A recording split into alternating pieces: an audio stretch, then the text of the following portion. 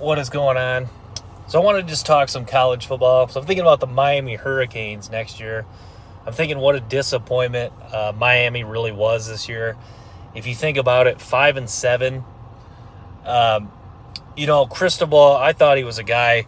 I don't know. Maybe I had too high expectations. I mean, Josh Gaddis really didn't work out at quarterback or at offensive coordinator, excuse me. But I really thought Mario Cristobal.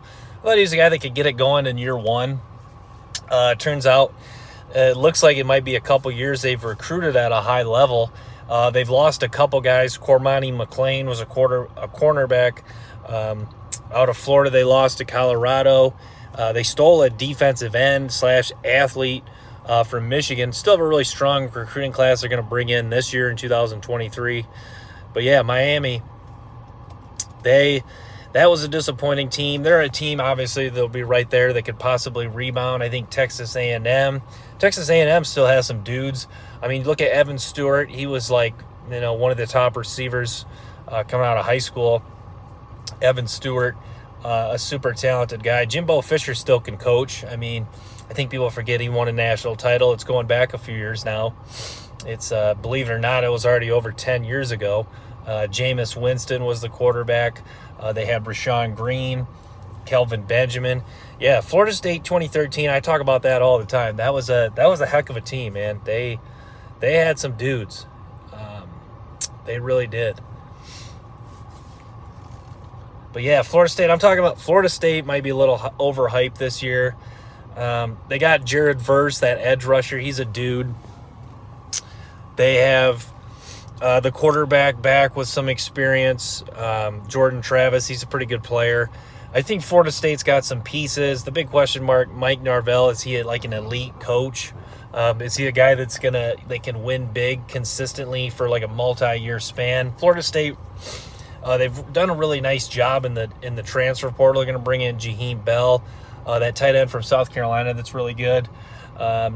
Yeah, so you got to like the direction Florida State's trending. Is this the year where they break through and win big, win the ACC, beat Clemson, get to the college football playoff? I think that's really up in the air, to be honest.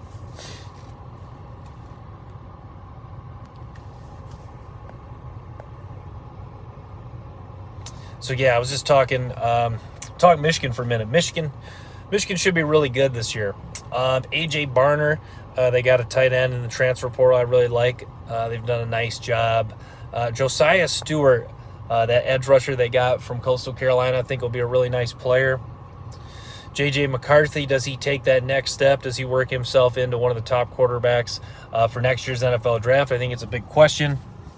But, yeah, Michigan should be fun. And it should come down to the Ohio State game. I think really that's where the bar is set now. Michigan, with how weak the Big Ten is, it's 11-1, 12-0 standards. And I know that is that probably too high of expectations, but maybe not with how weak the Big Ten's been. So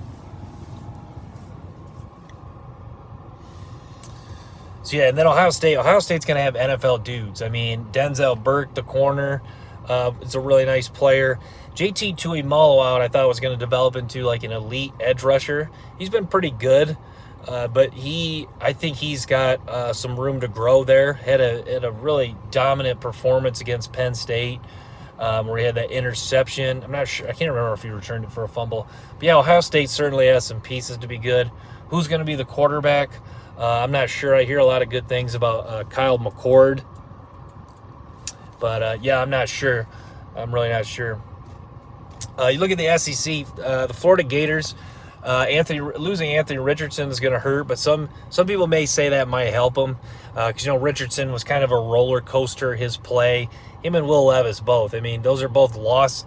Like, you never want to lose NFL guys, especially guys that go in the first round, but sometimes NFL guys at quarterback sometimes were a little bit of a detriment to the team's success just because they're trying to do too much and they force some turnovers. I think that was a prime example of Will Levis. I'm trying to think of another time that's happened.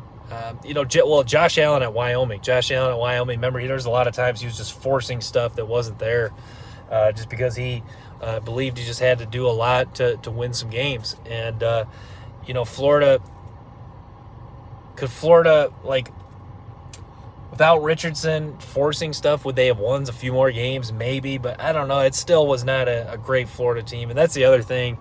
Billy Napier, this is going to be I think this is a statement year for Billy Napier. I think he really needs to move the needle up for the Florida Gators. You look back, like, they fired Dan Mullen a couple years ago, but, like, look at the talent that Florida had a couple years ago. I mean, Kyle Pitts, Kadarius Toney, they had some dudes. CJ Henderson, I know I've talked about him on my channel, he's been lackluster in the NFL, but the bottom line, he is an NFL guy. Like, I always touch on that. Like, looking back on some of the best college teams, they had not just good college players, but guys that made an impact in the NFL. That's what it takes to win in college. You have guys that are NFL difference makers. Because good college players, can put up stats, but they're not really necessarily game-changing type players. But yeah, elsewhere in the Big Ten, Penn State's a big question mark. Because you look at Penn State kind of had one of those seasons. I touched on this. It reminded me of Arkansas back in 2011. They had one of those seasons where they beat who they were supposed to beat, but then they lost to the two best teams in the Big Ten. So I give Penn State credit. I give teams credit for beating who they're supposed to beat. But the thing is, though, eventually you have to not only beat who you're supposed to beat, but you got to win some of those games. You got to win at least, one or two of those games against Michigan, Ohio State if you want to get to the Big Ten championship in the playoffs. So, yeah, Penn State, looking back on it, if you don't look at the score of Michigan, Ohio State, and you look at Penn State's record, 11-2, you're like, wow, that's a pretty good season. But then, yeah, you see the score of the Michigan game, and you look how they were dominated in the second half. I mean, Michigan ran the ball all over them. And then you look at the Ohio State game. So if you look at the record and you look at the first half against them and Michigan and Ohio State, you're like, wow, it was a pretty good season.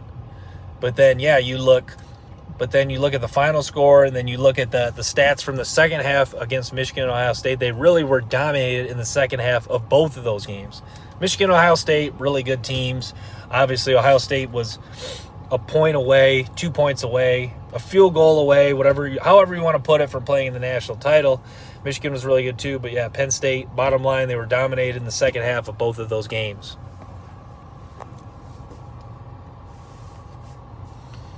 So yeah, Penn State, how they are this year, big question mark. Nick Singleton's a stud at running back. I like Singleton a lot.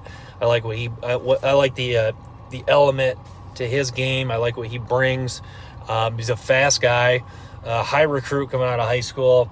Drew Aller, their quarterback. I mean, he looks like an athlete. I saw him in person. I was at the Michigan-Penn State game. He's got some size.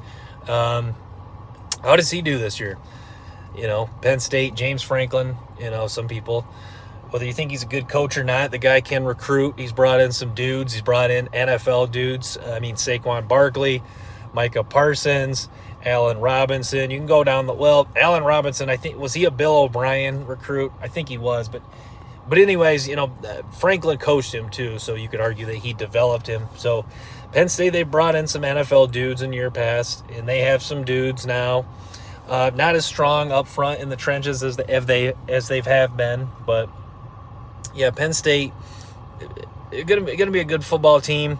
How good are they? Can they win the Big Ten? Can they compete with Michigan, Ohio State? It'll be a big question, and we'll get a lot of those answered. Hopefully early on.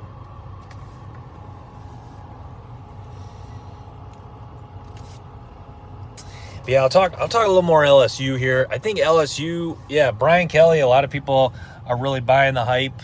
Brian Kelly, excellent. He's been an excellent coach, even at Notre Dame. It seems like LSU, like I've touched on, was like the perfect fit for Brian Kelly, because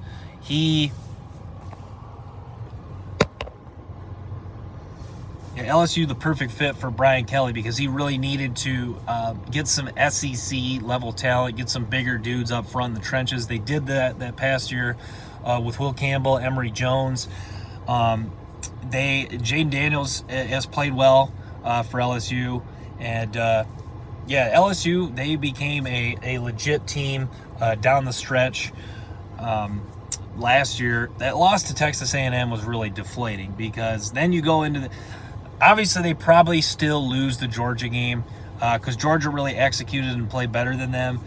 But like, if you win that Texas A&M game, now you're going in that Georgia game where, you know what, hey, this is all or nothing here. If we win this game, we're in. Maybe Brian Kelly pulls out some more stops. Maybe, I don't know. Not to say they didn't. Obviously, they're still going to prepare for the Georgia game, but maybe maybe the team's even more laser focused and ready to roll against Georgia. And they weren't. If there's one thing Brian Kelly needs to take away from this game, they were not overmatched at the line of scrimmage against Georgia. I'll say that. Georgia executed and made some plays. They had that kick return for a touchdown by Christopher Smith early that was deflating. Like, I remember watching that game and I'm just thinking, like, this is one of those games where something like that can't happen for LSU, because even though, you're not getting physically dominated, you're later in the season now, you've had some injuries, you lose Mason Smith earlier in the year, so you can't have something like that go wrong. And that went wrong, so that really hurt LSU. But Alabama next year. Alabama can win a national championship. They're going to have some talent. Kool-Aid McKinstry may be the best corner in the country. It's a long way to really determining that. But Kool-Aid McKinstry is a guy that's shown a lot of ability. Malachi Moore was a guy that really burst on the scene as a freshman, kind of tailed off. We'll see if he can get back on track, but he's another nice player in the secondary, kind of a guy. I think he'll play their star position, kind of that hybrid safety corner guy. At the line up front, J.C. Latham's been a really good lineman. They do lose some pieces on the interior. Ekiyor was a guy that played some nice football for them. Jace McClellan, a really good running back. He's going to be up there as one of the top running backs for next year's draft. Receiver, they do have some guys. Prentice, number 80, Ja'Cory Brooks. Quarterback, a question mark, but it seems like Alabama will figure it out. Even if they start off with a guy that's not playing well, they probably won't lose early on, and they'll figure it out towards the middle of the season when they're still undefeated. I mean, heaven forbid they have one loss. I don't know. It seems like Alabama always gets it figured out. Last year was just tough because you lost to LSU by 1 point on a heartbreaker, and you lost to Tennessee. So, you kind of had a season. Alabama's season was similar to Penn State. You lost 2 games you probably shouldn't have, but you also you beat everyone you're supposed to, but then you lost 2 games you really couldn't. 2 games that were really costly. And the Tennessee game was just misfortunate. They barely got a finger on it to block it. But it was one of those seasons where there was just kind of misfortune for Alabama. Just a tip of the finger on the football to block the field goal was misfortunate for Alabama. And then there was the LSU game where they lost in a narrow defeat. So,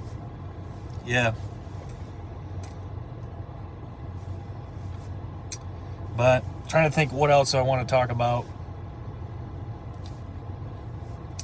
So, the SEC, Georgia, Alabama, LSU, going to be right there. Tennessee, I'm not really buying the hype, even though I like Josh Heupel as a coach. He did a really good job of getting the most out of Hendon Hooker this year. So Tennessee should be pretty good. So I think I'm going to wrap with that. Thanks for tuning in to this live stream. It's going to stay up. It's just college football talk. I'm going to do a pod later, just talking everything college football. So thanks for tuning in.